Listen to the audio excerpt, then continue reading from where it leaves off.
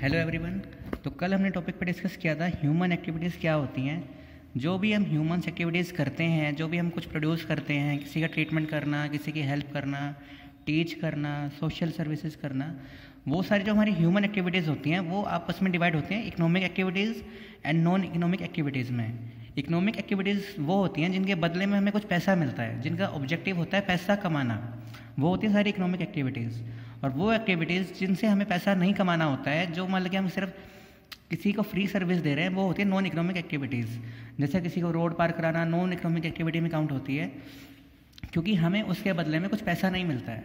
अगर हम किसी को कुछ बेच रहे हैं, किसी को कुछ सर्विस प्रोवाइड कर रहे हैं, तो उसके बदले में हमें पैसा मिलता है। तो इकोनॉमिक एक्टिविटीज़ हमें मिलती हैं बिजनेस, प्रोफेशन एंड एम्प्लॉयमेंट में।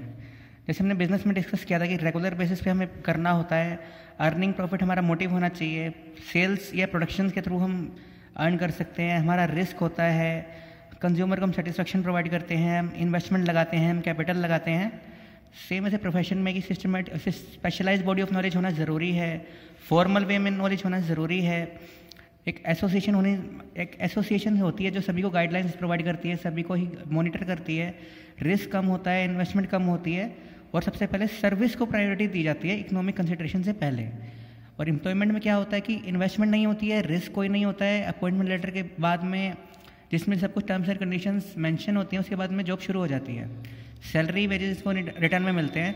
तो तीनों में डिफरेंस क्या है कि बिजनेस में हाई इन्वेस्टमेंट चाहिए होती है, प्रोफेशन में कम इन्वेस्टमेंट चाहिए, जॉब में एम्प्लॉयमेंट मतलब कि इन्वेस्टमेंट चाहिए ही नहीं।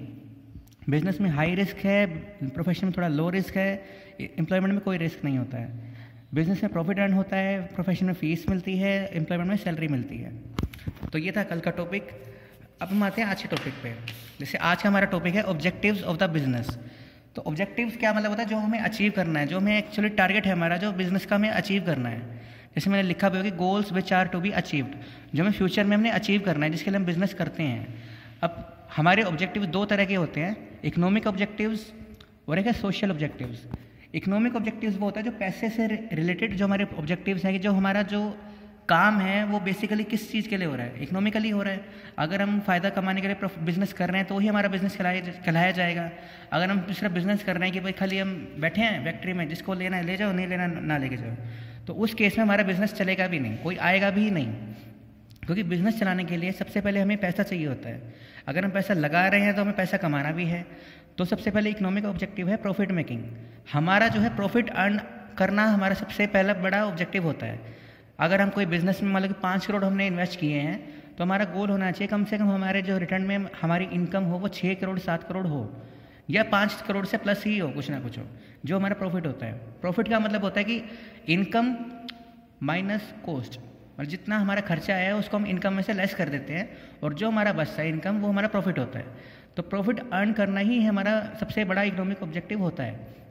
इसमें दो चीज़ें आती हैं, प्रॉफिट मेकिंग में दो चीज़ें आती हैं, मैक्सिमम प्रॉफिट और सफिशिएंट प्रॉफिट। तो जो मैक्सिमम प्रॉफिट है उसका जो कंसेप्ट है थोड़ा क्लियर नहीं किया गया है इसमें, क्योंकि मैक्सिमम प्रॉफिट आप कोई भी लिमिट रख लो, कोई भी मैक्सिमम नहीं हो सकता है।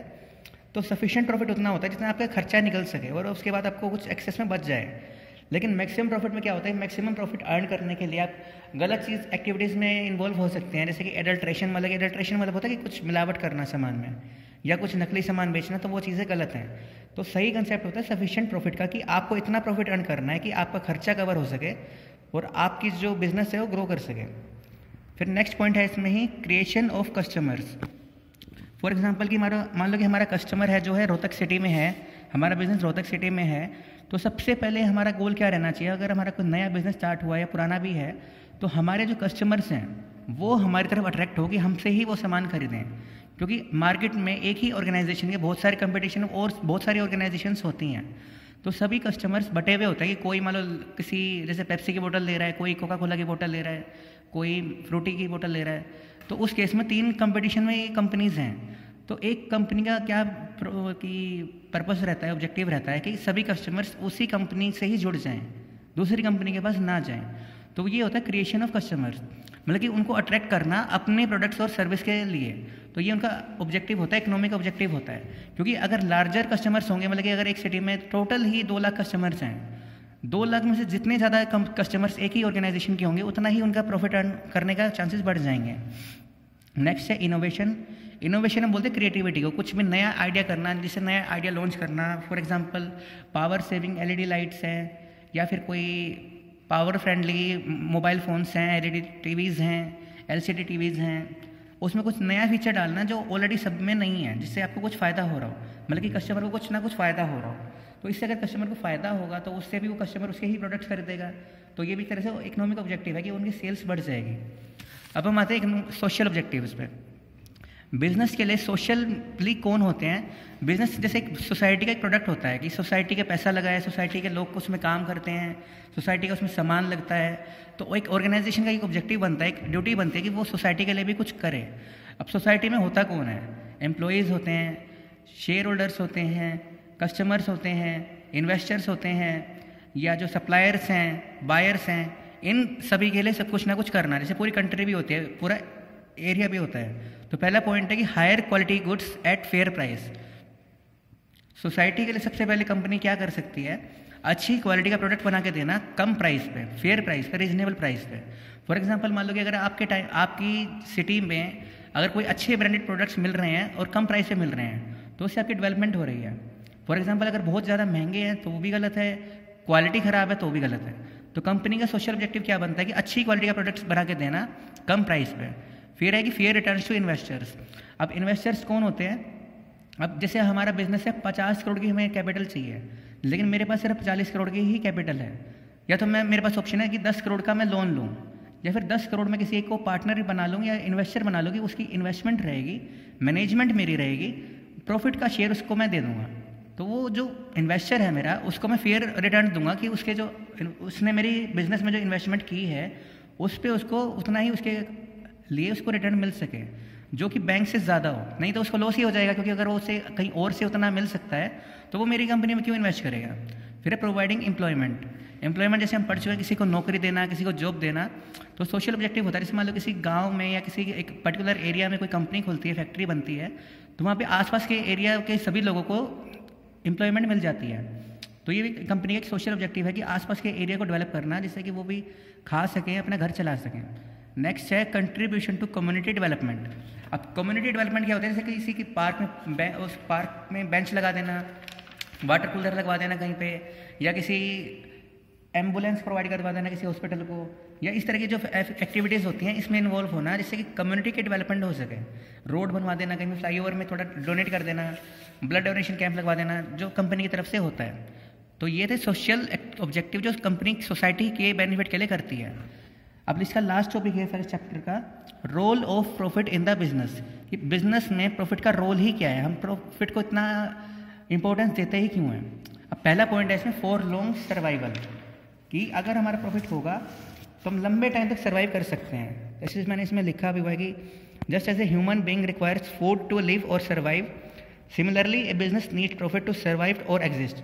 अगर जैसे जितना हमारा प्रॉफिट होगा उतना ही लंबा टाइम हम सर्वाइव कर सकते हैं। फॉर एग्जांपल मान लो कि मैंने एक एग्जांपल बिजनेस में इन्वेस्ट किए हैं, 10 करोड़ रुपए लगाए हैं मैंने बिजनेस में, और मेरा हर साल लॉस हो रहा है, तो कभी ना कभी तो ऐसा होगा ना कि चल यार बंद करके घर ही चलते हैं, मुझसे नहीं होगा बिजनेस। अगर मान लो कि एक साल मेरा प्रॉफिट हो गया 2 करोड़ रुपए का, अगले साल मेरी कैपिटल है 12 करोड़ रुपए की, जो 10 करोड़ मेरी कैपिटल थी, 2 करोड़ का मेरा प्रॉफिट है, तो मेरी कैपिटल होगी 12 करोड़ की। अगले साल 14 करोड़, फिर 16, फिर 18, फिर 20 करोड़। अगर मेरा प्रॉफिट हो रहा है तो मैं लंबे टाइम तक सर्वाइव कर सकता हूँ। क्यों कर सकता हूँ? मान लो जैसे फिलहाल अभी कोरोना वायरस का एग्जाम्पल ले लेते हैं। कोरोना वायरस के टाइम पे काफ़ी शॉप्स बंद हुई हैं, काफ़ी मार्केट बंद हुई है, तो उनको लॉस हो रहा है।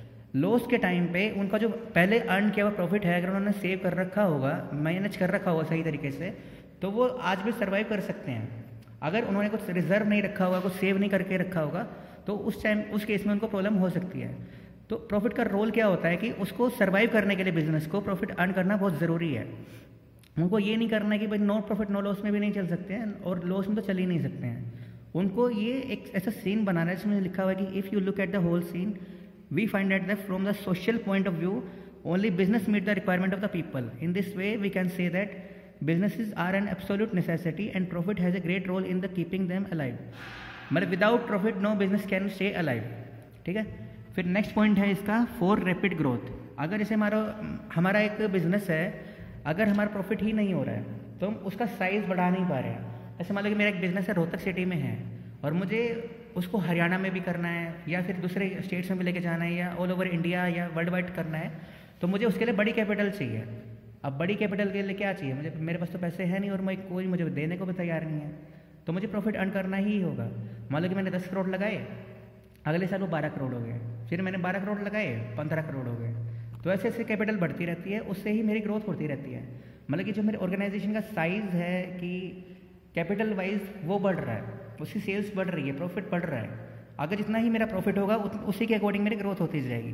जैसे इसमें लिखा है कि every businessman wants that his business would flourish, मतलब शुड फ्लोरिश, कि आगे बढ़ते रहना चाहिए, कि ये नहीं कि जहाँ पे आज है वहीं पे भी 20 साल के बाद वहीं पे ही हो।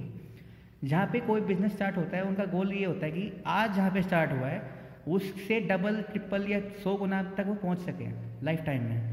तो उसका मतलब ये गोल ये नहीं होता कि भाई आज जहाँ चल रहा है बस ऐसे ही एक लेवल पे चलता रहे। जो अच्छे बिजनेसमैन होते हैं उनका गोल होता है कि बिजनेस आगे ग्रो करता रहे, जो कि एक अच्छे प्रॉफिट से ही पॉसिबल हो सकता है।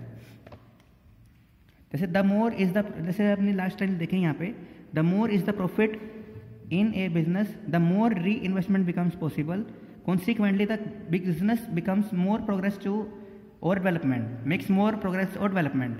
जितना ही हम इन्वेस्ट करेंगे फिर हमारा प्रॉफिट होगा, फिर हम उसे री इन्वेस्ट करेंगे तो हमारा साइज बढ़ पाएगा।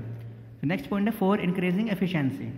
अगर हमारा प्रॉफिट, मतलब कि हमारा फॉर एग्जांपल मैं एक बिज़नेस लेता हूँ कि मेरा एक मोबाइल फैक्चरिंग इंडस्ट्री है, फैक्ट्री है मेरा हर बार लॉस ही हो रहा है, मेरा कुछ मुझे बिज़नेस करना आता ही नहीं है, तो उस किस्म में क्या करूँगा, छोड़ूंगा यार इसको बेच देते हैं, कोई और बिज़नेस कर लेगा, मैं अपने पैसे लेकर चलता हूँ घर में कुछ और करता हूँ। तो लॉस के केस में क्या होगा कि मेरा उसमें ध्यान ही नहीं लगेगा, काम करने में मेरा मन ही नहीं लगेगा, और उससे मेरी एफिशिएंसी, जो काम करने की जो मेरी कैपेसिटी है वो भी कम होती जाएगी। वर्कर्स भी काम नहीं करेंगे क्योंकि उनको सैलरी नहीं मिल पाएगी, मेरा तो ध्यान लगेगा नहीं, मेरा लॉस हो रहा है। या जैसे कि फॉर एग्जांपल कि मान लो अभी क्लास लग रही है और आपको कुछ समझ में नहीं आ रहा है तो आपका ध्यान ही नहीं लगेगा, आपकी एफिशिएंसी ही कम हो जाएगी। मान लो कि आपको बहुत अच्छा समझ में आ रहा है, सब कुछ अच्छा लग रहा है, तो उसके हिसाब की एफिशिएंसी बढ़ जाएगी। सेम चीज़ बिजनेस में होती है। अगर आपका प्रॉफिट अच्छा हो रहा है, अच्छा प्रॉफिट अर्न करने के लिए और ज़्यादा प्रॉफिट अर्न करने के लिए आपका जो एफिशिएंसी है वो बढ़ जाएगी। जैसे इसमें लिखा है कि सेल्फ इंटरेस्ट मीन्स प्रॉफिट। अगर मेरा खुद का इंटरेस्ट है बिजनेस में तो वो प्रॉफिट अर्न करता है, अगर मेरा खुद का ही इंटरेस्ट नहीं है तो वो प्रॉफिट अर्न नहीं कर सकता हूँ मैं। नॉर्मली बिजनेस में 2 पार्टीज इन्वॉल्व होती हैं, जैसे इसमें लिखा है वर्कर्स एंड ओनर्स। ओनर्स को मैक्सिमम प्रॉफिट चाहिए और वर्कर्स को मैक्सिमम सैलरी चाहिए।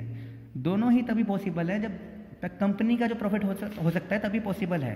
कंपनी का प्रॉफिट होगा तो ओनर को मैक्सिमम प्रॉफिट मिल जाएगा और वर्कर्स को अच्छी सैलरी मिल जाएगी, बोनस मिल जाएगा उनको। अगर वर्कर्स अच्छा काम करेंगे तभी तो मैनेजमेंट को अच्छी प्रॉफिट मिलेगा ना, और प्रॉफिट उनको मिलेगा तो वो मैनेजमेंट वर्कर्स को भी अच्छा बोनस दे देगी। फिर है नेक्स्ट पॉइंट है for building Prestige and recognition. अगर किसी बिजनेस का बहुत अच्छा प्रॉफिट हो रहा है, मतलब कि 2 लाख का या 2 करोड़ का अच्छा प्रॉफिट अर्न कर रही है पर एनम या पर मंथ अर्न कर रही है, तो उससे मार्केट में उसकी जो गुडविल है वो बहुत अच्छी बन जाएगी, उसकी जो इमेज है बहुत अच्छी हो जाएगी। लोग उसको बोलेंगे भाई देखो सीखना है तो इससे सीखो, ये बिज़नेस कर रहा है, बिज़नेस ऐसे करना चाहिए। मतलब कि जो आइडियाज़ होते हैं, जो प्रोडक्ट सर्विसेज होते हैं, जो फैसिलिटीज़ होती हैं, वो एक आइडियल हो जाती है मार्केट में कि ये जो बिज़नेस है ये बहुत अच्छा ग्रो कर रहा है, इससे हमें आपको सीखना चाहिए। तो हमारी इमेज बहुत अच्छी होती है कि अगर हमारी इमेज अच्छी है तो उसका मतलब हमें एक इकोनॉमिक ऑब्जेक्टिव भी मिलता है कि जैसे मैंने बताया था कि क्रिएशन ऑफ कस्टमर्स। अगर हमारी कंपनी की इमेज अच्छी है तो हमारी कंपनी के कस्टमर्स भी बढ़ जाएंगे ऑटोमेटिकली, क्योंकि उन्हें लगेगा कि हमारी कंपनी में कुछ भी गलत नहीं होता है, हमारी कंपनी के प्रोडक्ट्स खरीदना सेफ है। लास्ट पॉइंट है इसका फॉर अर्निंग मोर प्रॉफिट। जैसे मैंने भी बताया था कि फॉर रैपिड ग्रोथ का सेम पॉइंट ही है। वैसे इसमें क्या होता है कि अगर मान लो कि हमारी इन्वेस्टमेंट है 10 करोड़ रुपए की, फिर हमने कमाए 2 करोड़ रुपए, हमारे हो गए 12 करोड़ रुपए। 12 करोड़ जब हमने इन्वेस्ट किए उससे हमें अगले साल मिले 15 करोड़ रुपए। तो इसका मतलब क्या है कि हम जो प्रॉफिट अर्न कर रहे हैं उसे री इन्वेस्ट करने के बाद में हमें उसी कमाए हुए प्रॉफिट से और ज़्यादा प्रॉफिट हम कमा पा रहे हैं, क्योंकि बिजनेस में कभी भी एडिशन सब्ट्रैक्शन नहीं होता है, डिवीज़न या मल्टीप्लिकेशन ही होता है। जैसे फॉर एग्जांपल कि हमने 10 करोड़ इन्वेस्ट किए, उसका हमें 20% प्रॉफिट हुआ। 20% का मतलब है कि 20% इंटू 10 करोड़, 12 करोड़ हो गया टोटल इनकम हमारी हो गई। फिर 12 करोड़ को हमने मल्टीप्लाई किया 20% से, ये हो गया हमारा 2 करोड़ 40 लाख, 14 करोड़ 40 लाख। तो हमने प्रॉफिट कमाया, उससे और ज़्यादा प्रॉफिट कमाया। तो ये थे हमारे role of profit in the business, लंबे टाइम पे सर्वाइव करने के लिए, आगे बढ़ने के लिए, एफिशिएंसी बढ़ाने के लिए, गुडविल क्रिएट करने के लिए और ज़्यादा प्रॉफिट अर्न करने के लिए। Thank you.